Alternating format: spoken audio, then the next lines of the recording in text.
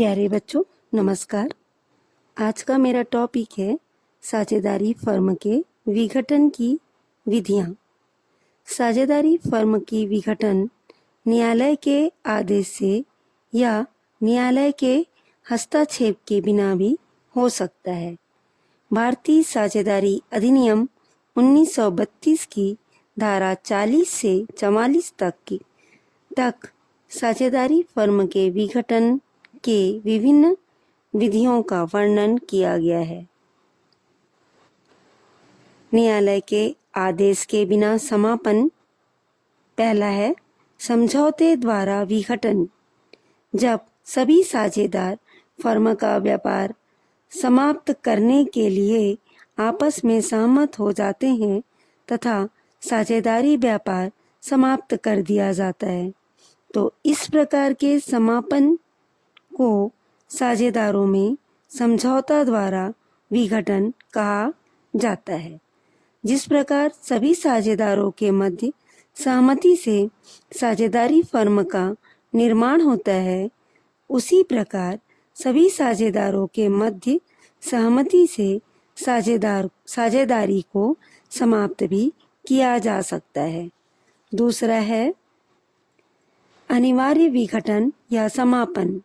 कुछ परिस्थितियां हैं जिसमें फर्म का अनिवार्य विघटन हो सकता है।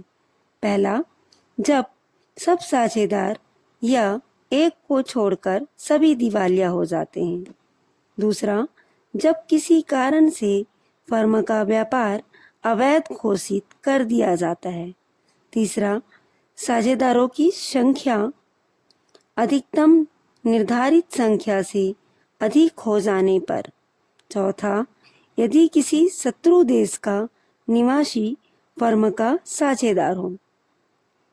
अब हम सुनेंगे किसी विशेष घटना से घटित होने पर साझेदारी का विघटन। कुछ परिस्थितियां ऐसी हैं जो कुछ घटनाओं के घटित होने पर साझेदारी का विघटन हो जाता है। पहला, साझेदारी फर्म की अवधि समाप्त होने पर, किसी साझेदार के दिवालिया हो जाने पर, किसी साझेदार की मृत्यु होने पर, फर्म के व्यापार की स्थापना का उद्देश्य पूरा हो जाने पर।